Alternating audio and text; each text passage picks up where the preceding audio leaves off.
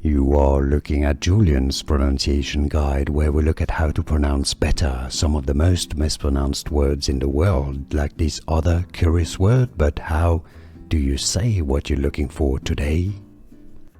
Let's learn how to pronounce the name of this drink or beverage from Starbucks. If you want to learn more names of different coffees that are confusing, make sure to stay tuned, we got them all here.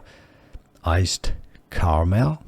There are different pronunciations, and if you want to learn more detail on how to pronounce caramel or caramel, make sure to stay tuned. I've got a detailed video for you that I'll link to.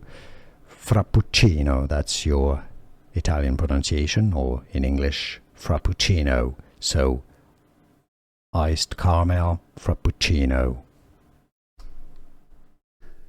Here are more videos on how to pronounce more confusing words and names too many mispronounced. Like this video if you found it useful. I appreciate your support. I'll see you soon, and thanks for watching.